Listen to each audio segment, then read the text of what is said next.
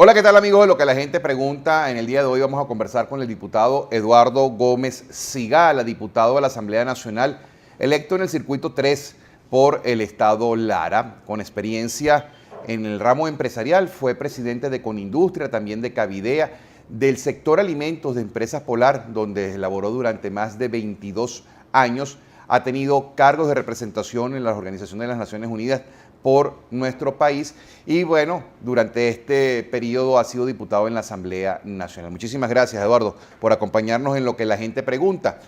En la Comisión de Política Interior trabajó sobre la ley desarme y mi primera inquietud es esa: ¿quién desarma a Elías Jagua?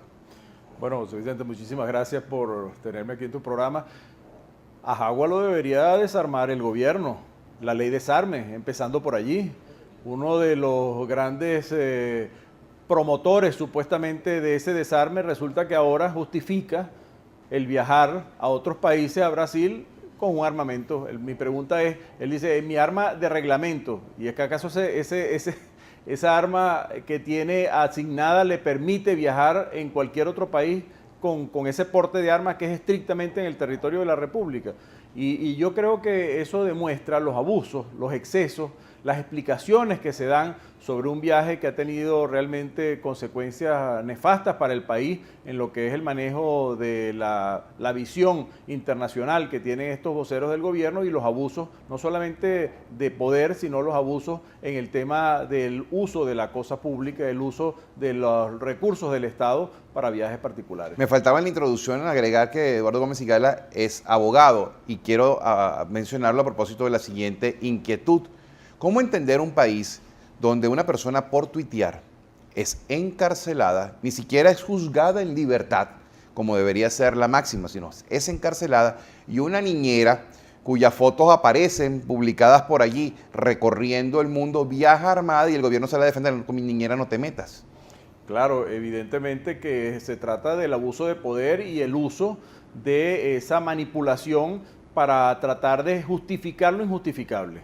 O sea, el señor Jagua realmente ha cometido una falta grave en muchos aspectos, pero lo lamentable es que el gobierno responde con la agresividad usual en este caso, que no tiene ningún sustento, pero además encontramos que estas personas que tú dices que están acusadas o encarceladas por tuitear, es producto precisamente de que frente a la fragilidad que tiene el gobierno, de una crisis de enormes magnitudes, de una coyuntura en la que no tienen explicaciones, el único elemento que les queda es la intimidación. Y la intimidación en todos los aspectos. La respuesta violenta, el encarcelar, el perseguir, el sancionar, el intimidar. Es lo único, porque respuestas desde el punto de vista de gestión, respuestas económicas, posibilidades de venderle a la gente, la ilusión de que van a hacer las cosas mejor, esas desaparecieron. Entonces lo único que le queda al gobierno, a lo cual se tiene que aferrar, es a la violencia, a la persecución. Por eso el lenguaje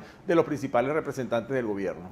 Eduardo Gómez Sigala está prestado a la política, pero viene del mundo empresarial y por eso mencioné un poco lo que había sido su trayectoria. Una persona preparada, una persona que trabajó en lo que ha demostrado en Venezuela ser la empresa más efectiva, más productiva de Venezuela, como es Empresas Polar, precisamente en el área de alimentos, el darle de comer al país. ¿Cómo se sale de esta crisis en la que estamos inmersos, que es una crisis política, es una crisis social, es una crisis moral, económica? ¿Cómo se sale si es que hay salida? Bueno, con un cambio de rumbo muy profundo. Por eso yo no creo en que esas salidas, esos matices, esas negociaciones con el gobierno, vamos a ver si el gobierno hace una pequeña concesión. No, no es posible. Aquí hay que cambiar el modelo. El gobierno tiene que cambiar en toda su estructura. Aquí hay que establecer un respeto a la propiedad privada, al derecho al trabajo, a jerarquizar cuáles son las prioridades que tiene el país, a controlar el tema del endeudamiento, a sancionar los problemas de corrupción. Aquí hay un tema del gobierno de convivir con la corrupción, de negociar alrededor de la corrupción y por lo tanto darle una explicación al país de cómo han dilapidado esos recursos. Claro, todavía viven con la misma excusa de que esto viene del gobierno anterior, de que esto lo hicieron por satisfacer al pueblo, cuando estamos viendo quiénes son los privilegiados, cómo es que se dilapidan los recursos, cómo es que se manipula a la opinión, cómo es que todavía no se explica de dónde salen los recursos para comprar todos esos medios de comunicación de gente que no aparece, que no se sabe, y cómo es que el gobierno pretende callar las posibilidades de darle una alternativa encarcelando a todos los voceros o persiguiendo a todos los voceros que tienen opción de triunfo. ¿Cómo se rescata la confianza? ¿Cómo se logra que un inversionista nacional o extranjero diga yo apuesto a Venezuela? ¿Cómo se logra que la gente no piense en emigrar? ¿Cómo se logra que se rescate la seguridad? Bueno, lo primero es que existiera un compromiso con el tema de luchar contra la seguridad. Para el gobierno es hasta ahora un aliado de esa impunidad, porque es evidente que el tema de la justicia es el principal factor. Ahí están ahorita introduciendo una ley para el servicio del juez. Y mi pregunta es, bueno, la primera cosa que hay que introducir es que los jueces se elijan por concursos, por credenciales, por oposiciones. Y que sean estables. Y que sean estables y que puedan tomar decisiones en contra del gobierno. Bueno, eso no es posible porque lo van a escoger a dedo para que sean jueces serviles, jueces capaces de hacer lo que el gobierno quiere, como vemos en toda la cadena judicial. Entonces, mientras eso no ocurra y la impunidad continúe y los otros poderes sean simplemente subordinados del Ejecutivo, pues no habrá equilibrio, no habrá forma de que nadie confíe en que tiene garantizados sus derechos en el país. Entonces, si además de ese tema de la seguridad tú le agregas el problema de que no tienes garantías legales para defender tu propiedad, tu inversión, por eso vemos el escenario, que no hace falta que yo lo explique para saber que Venezuela es el peor país para hacer negocios por detrás de Haití, como salió recientemente, o es el país donde menos inversión extranjera se ha recibido en los últimos años. Por eso no le ha quedado otra que dilapidar los recursos petroleros y endeudar la empresa hasta niveles ya insostenibles. Ese es el escenario que tenemos, por eso una crisis en las manos de un gobierno, cualquiera que pretenda justificar o darle espacio a un gobierno para salidas parciales, lo que está haciendo es darle espacio para la convivencia de un gobierno que está en una agonía y que tiene a un país en agonía frente a una coyuntura inmanejable. Menciona Eduardo Gómez Sigala lo de que no hay que colaborar con el gobierno, de que no hay que aplaudir al gobierno. ¿Hay complicidad en la oposición? ¿Hay gente de la oposición colaborando con el gobierno? Bueno, yo creo que la oposición debería tener mucha más contundencia y coherencia, no en postergar los debates y en pensar en elecciones próximas de Asamblea Nacional, que todo eso tocará atender, pero lo importante es asumir una postura firme, porque la oposición es una opción, una alternativa, un elemento diferenciador de lo que es el gobierno. Y para eso hay que decirlo y ratificarlo todos los días. Hay muchos voceros calificados que lo hacen y están en esa posición con mucha firmeza. Sin embargo, hay otros que están haciéndole, si se quiere, el juego al gobierno, y por eso yo creo que en el caso de Henry Falcón, yo estoy seguro que para Maduro ese sería el candidato ideal de la oposición, y por eso vemos ese acercamiento y esos elogios para acá y elogios para allá, porque hasta hace poco era una persona acusada de corrupción por la fracción del gobierno y ahora resulta que es un aliado al que le encuentran justificación en todos sus planteamientos, que no son otros que enfriar las posturas firmes de la oposición, distraer el tema para pasar exclusivamente al tema electoral y buscar una convivencia con el gobierno, porque también sabemos que obviamente viene de allá. Esos son vínculos que en algún momento crecieron y se hicieron desde que empezaron en el oficialismo, en el PSUV, y que de alguna manera tuvieron una pausa para buscar el oportunismo dentro de la oposición y que uno no sabe cuáles son los vínculos que pueden restablecerse allí. O sea, según Gómez Sigala, ¿es un infiltrado Henry Falcón en la oposición? ¿Es un William Ojeda más? A mí no me genera ninguna confianza, eso lo tengo claro y lo digo en el estado que yo represento. Y yo creo que lo que ha sido es una persona que ha brincado de un lado para otro, el que brinca para adelante brinca para atrás. Y eso lo hemos visto en muchos ejemplos. Además que yo creo que la renovación política pasa porque aquellas personas que piensan quedarse indefinidamente en los cargos le hacen un daño enorme a la renovación, a la democracia y por supuesto a la alternancia en el poder, que es lo que le criticamos al gobierno, pero que en el fondo tenemos en este lado algunos que se parecen mucho. Pero Henry Falcón era el vicepresidente si ganaba Enrique Capriles, el vicepresidente de la República. Bueno, creo que habría sido un error grave de Capriles esa selección y creo que hoy lo debe estar revisando precisamente porque el Capriles hoy por hoy creo que tiene una postura bastante diferente a la que asume Falcón. ¿Qué cree Eduardo Gómez Sigala que debería ser la oposición? ¿Dividirse, sincerarse, ir cada quien por su camino, mantenerse en la mesa de la unidad democrática? Porque en la mesa de la unidad democrática tenemos figuras como Henry Falcón y alguna otra figura que viene del oficialismo.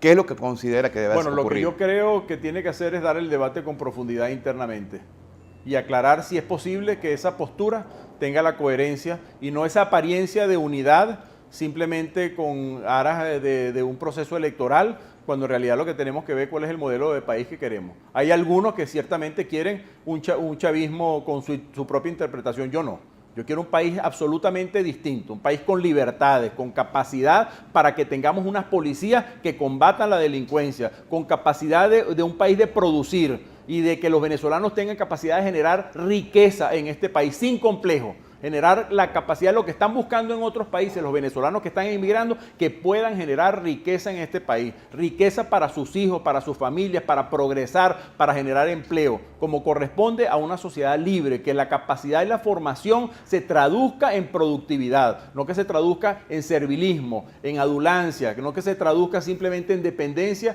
de un gobierno. Eso es lo que tiene que desaparecer y limitar a un gobierno a ser promotor de las exportaciones, promotor de las industrias que se creen en el país, empresas mixtas, darle capacidad a los venezolanos, del inversionista extranjero que venga a invertir aquí, se tenga que asociar con un venezolano para que participe en las inversiones y en la explotación que tenga el país. El mundo está muy limitado en los sitios para invertir. Venezuela sería un centro donde los capitales del mundo podrían verlo con atención solamente si tuviéramos un gobierno serio, solamente si tuviéramos un gobierno con 4 ideas muy claras de respetar los derechos y garantizar las libertades y sobre todo garantizar la seguridad jurídica y personal. Eso es lo único que se requiere. Por eso cuando me dicen, no, que vamos a negociar esto con el gobierno. No. Es que aquí lo que tenemos que plantearnos es ser una oposición contundente y firme para lograr un cambio de gobierno en todas las instancias.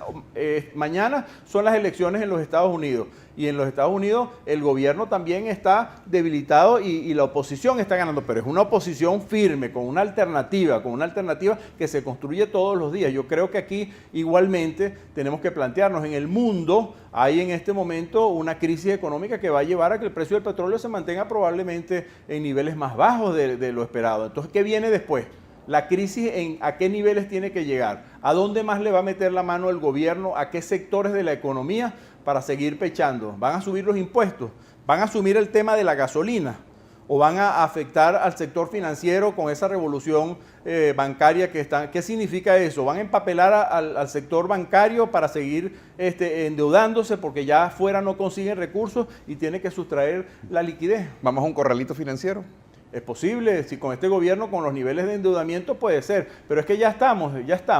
Pero, o sea, ¿con qué capacidad tienes tú para un bolívar que se te devalúa constantemente? ¿Cómo proteges tú? Es que, óyeme lo siguiente, José Vicente, ¿cómo manejas tú el tema financiero? Explícame en qué puede la gente garantizar y proteger sus ahorros. Este es un país que está condenado a gastarlo todo porque el tiempo va contra el ahorro, cuando la cultura de ahorrar es uno de los principales valores. Aquí tú metes el dinero en un banco y es la inversión más torpe que tú puedes hacer porque a los pocos meses ya se te esfuma el dinero.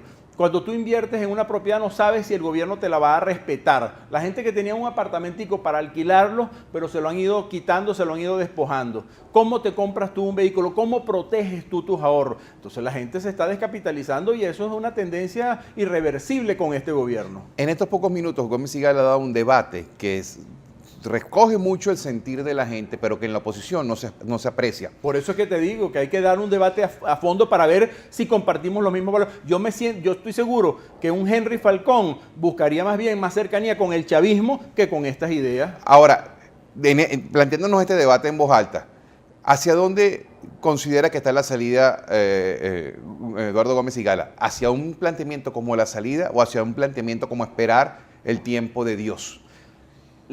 Yo estoy absolutamente de acuerdo con las posturas firmes desde hoy, desde ayer, desde siempre. Posturas firmes con respecto a lo que es el gobierno. Nosotros no somos una variación o un modelo parecido al chavismo, al gobierno actual. Nosotros somos un proyecto alternativo, claramente diferenciable, contundentemente distinto, que le preocupa el tema social, pero que se maneja con eficiencia, siempre y cuando se logre también la prosperidad para poder tener los recursos. Lo que tú no puedes es atender el tema social endeudando al país y generando un empobrecimiento de los que pueden generar impuestos para que se puedan repartir hacia el resto de la sociedad. Esa es la gran diferencia. El problema está en que nosotros la magnitud de la deuda que nos van a dejar, bueno, pondrá en evidencia la crisis de este modelo, pero nos va a salir muy caro y le va a salir muy caro a las próximas generaciones.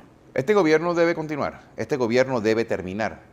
La meta de la oposición tiene que ser las parlamentarias o la meta de la oposición tiene que ser salir del gobierno antes. Yo lo que creo es que aquí la crisis que hoy se plantea hay que plantearla hoy, mañana y pasado mañana. Y las consecuencias que esa tenga son las consecuencias de una situación política en el país que no se puede esconder, que no se puede postergar, que no se puede confundir con el que vamos a esperar a las próximas. No. Los eventos políticos ocurren.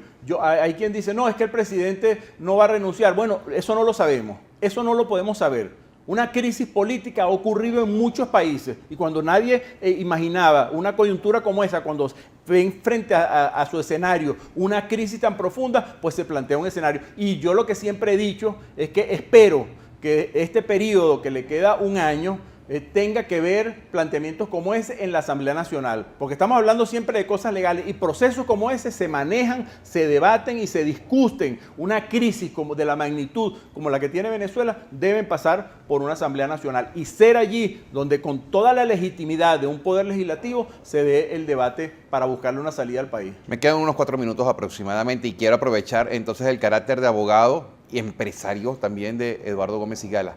¿Venezuela debe ir hacia una constituyente o hacia una modalidad de cambio constitucional para sembrar las instituciones, modificar las instituciones y permitir una nueva ruta? Todo tiene sus etapas. Yo no soy contrario a la constituyente y a la revisión de todas las estructuras que tenemos. Lo que es importante es que la crisis va a ser tan profunda que probablemente va a ser necesario un acuerdo en pocos temas para manejar ejecutivamente una coyuntura de esta naturaleza. El país ahorita, en este momento, entrar en un debate constituyente en lo inmediato, probablemente lo que va a hacer es generar una crisis mayor. Yo creo que tenemos que buscar un acuerdo político para tener una salida a la gran crisis que tiene el país y estoy convencido de que la constituyente es un camino necesario, además que hay que recomponer todo el marco jurídico en un escenario mucho más estable. Enunciemos a nivel de titular, ¿acuerdo político en qué aspectos? ¿A qué cosa? ¿En qué aspectos el acuerdo político? Bueno, un aspecto político en primer lugar en la separación de los poderes.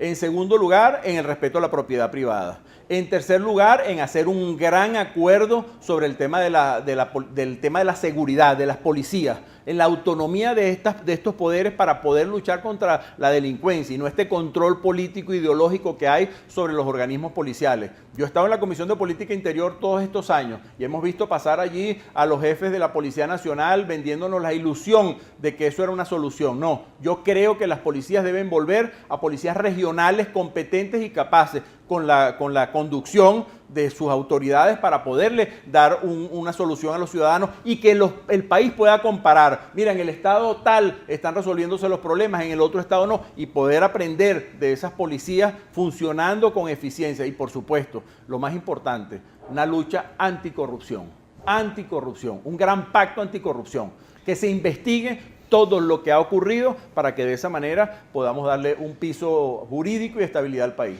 Este pacto político, y es la última inquietud porque se me acaba el tiempo, y ¿debe incluir al PSUV o excluye al PSUV? Y si lo excluye, ¿es factible que en la práctica se consiga? No, con el PSUV no se va a poder hacer ningún pacto político de esa naturaleza, porque ellos son los promotores de esta destrucción.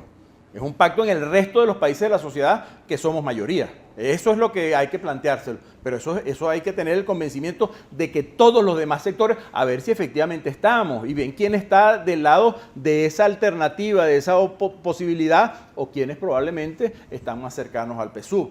porque es efectivo que el PSUV no es el que va a recomponer o el que va a resolver los problemas que ellos mismos han creado. Ellos son los autores de este desastre y ellos no son los generadores de las próximas soluciones. En definitiva, y en menos un minuto que me queda, para Gómez y Gala, la salida es que la MUD cada quien coja su camino y haga las propuestas y el país escoja. No. ¿O cree que en la MUD se puede llegar a este acuerdo? Creo que se pudiera llegar a un acuerdo siempre y cuando estos debates se dieran con la profundidad y con la sinceridad del caso. Yo creo que a partir de ahí, si hay fisuras, que las haya, pero sobre la base de que lo que se acordó allí hay alguien que no lo comparte y que tome otro camino. Pero en la reconstrucción debería ser sobre esos planteamientos, no sobre otros acuerdos estrictamente electorales. Es sobre el cómo vamos a recomponer este país. Ese es el escenario en el cual debe haber unidad o no. Muchísimas gracias, Eduardo. Eduardo Gracias, Gómez y Gala, Felipe. diputado de la Asamblea Nacional, por habernos acompañado en lo que la gente pregunta, amigos.